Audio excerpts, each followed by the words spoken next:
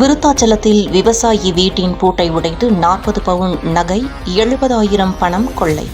கடலூர் மாவட்டம் விருத்தாச்சலம் மணலூர் பிள்ளையார் கோயில் தெருவைச் சேர்ந்தவர் சுப்ராயன். அவருக்கு வயது 65. இவருக்கு 3 மகள்கள் உள்ளனர். மூவருக்கும் திருமணமாகிவிட்டது. சுப்ராயன், அவரது மனைவி விசாலாட்சி ஆகிய இருவரும் அவர்களது சொந்த வீட்டில் வசித்து வந்தனர். இந்த நிலையில் கடந்த செவ்வாய்க்கிழமையன்று சிதம்பரத்தில் உள்ள தனது 2வது மகளின் வீட்டு சுப நிகழ்ச்சிக்காக வீட்டை பூட்டிவிட்டு சென்றுள்ளார்.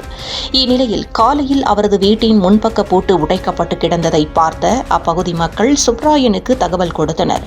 சுப்ராயனும் அவரது மனைவியும் சிதம்பரத்தில் இருந்து வந்து பார்த்தபோது அவரது வீட்டின் முன்பக்க கேட்டின் பூட்டை உடைத்து உள்ளே நுழைந்த கொள்ளையர்கள் வீட்டில் இருந்த 40 பவுன் நகைகள் மற்றும் ரூபாய் 70,000 ரொக்கப்பணம் ஆகியவற்றையும் கொள்ளையடித்து சென்றது தெரியவந்தது.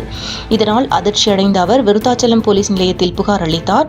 அங்கு விரைந்து வந்த துணை போலீஸ் சூப்பரண்டென்ட் மோகன், inspector Murugesan, sub inspector Ayyanar மற்றும் போலீசார் தீவிர விசாரணை நடத்தினர். மேலும் அப்பகுதியில் உள்ள சிசிடிவி கேமரா காட்சி பதிவுகளை கைப்பற்றி தடயங்கள் ஏதேனும் கிடைக்கிறதா என்பது குறித்து ஆய்வு செய்து வருகின்றனர். மேலும் விழுப்புரத்தில் இருந்து தடயவியல் நிபுணர்கள் வரவழைக்கப்பட்டு கொள்ளையர்களின் கைரேகை உள்ளிட்ட தடயங்கள் சேகரிக்கப்பட்டன. இச்சம்பவம் குறித்து விருத்தாச்சலம் போலீசார் வழக்கு பதிவு செய்து விசாரணை நடத்தி வருகின்றனர். 40 பவுன் நகை மற்றும் ரூபாய் 70,000 ரொக்கப்பணம் ஆகியவற்றை கொள்ளையர்கள் கொள்ளையடித்து சென்ற சம்பவம் அப்பகுதியில் பரபரப்பை ஏற்படுத்தியுள்ளது.